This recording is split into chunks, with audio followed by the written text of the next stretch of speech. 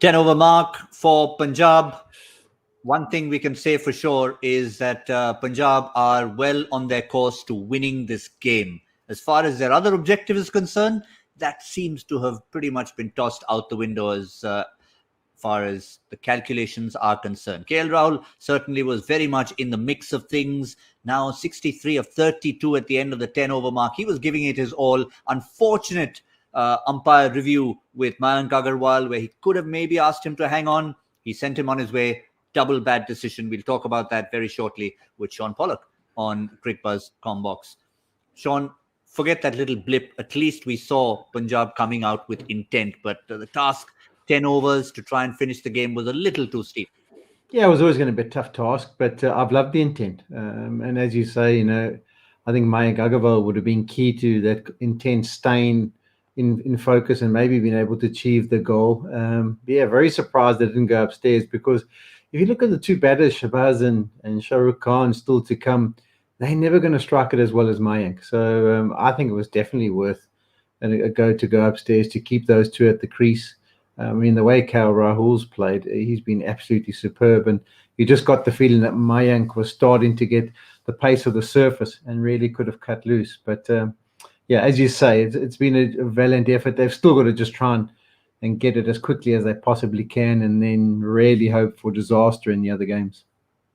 Yeah, even as we speak, another ball is lost in Dubai. Another one disappears into the desert from the bat of KL Rahul. He's hit some sensational shots.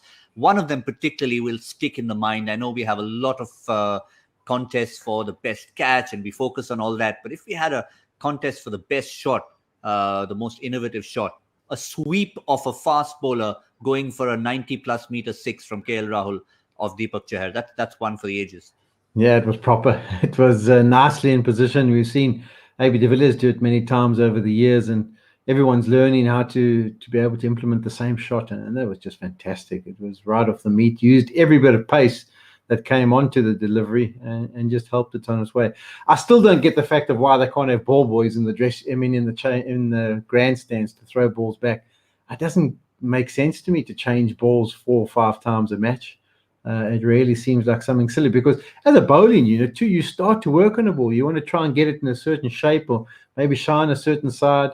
So, if it is the same scenario in the World Cup and they've got advertising all around the ground, I definitely think they should get some ball boys in so the same ball can be used.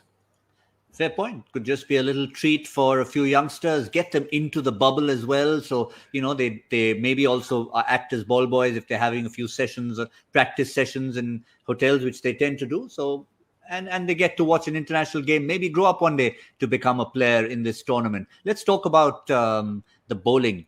And certainly the one person who put the brakes on early was Shardul Thakur. 2 overs, 2 for 15, bowling in a scenario where they're looking to get 80 around 70 to 80 in that power play. Outstanding once again. Great asset for Chennai and for India.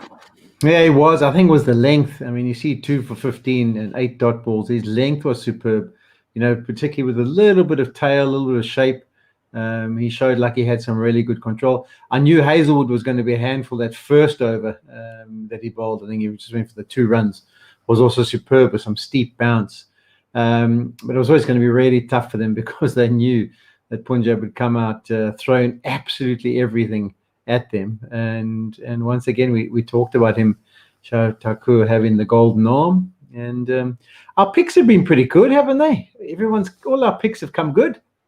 Yep, KL Rahul, Shardul Thakur. The only one today who didn't come off was Ambati Raidu, but batting first, we expected him to do big things. So can't always get 3 out of 3, but we've got 2 out of 2. And we weren't too bad on the accuracy of the power play score either, Shaun, because 42 after 4 overs, I was in the equation. Then suddenly that good over comes, 2 wickets in 1 over, and then it becomes between Joy and you. So we'll have to figure out who actually took it. And we'll discuss that in the mid-show. But certainly from Punjab's point of view, it's still not over, because while we anticipated a 10-over victory, even if they were to get it in maybe 12, 13 overs, it just means that for that dream to stay alive, Kolkata would have to lose by a more ridiculous margin, but at least they'll be alive. Yeah, and that's all they can do. It was always going to be a tough ask. If you bowl the team out for for maybe 80 or 90, then you can do like Mumbai did and knock it off really quickly. But when it's over 100, sure, it's going to take some serious batting to be able to do it. But all they can do, win and win as quickly as possible. Which is what they're on course for doing. Certainly, KL Rahul looking to finish on a high for a variety of reasons. Certainly, he's been an inspiration leader, and we'll keep an eye on everything that's going on. Remember, there's another match coming up. It's a big one. It's a crucial one. It's Kolkata against Rajasthan. We'll discuss that in that little show between these two games. Thank you, Shaun Pollock. That's all on Cricbuzz Comm Box. We'll see you in probably about 30 minutes' time.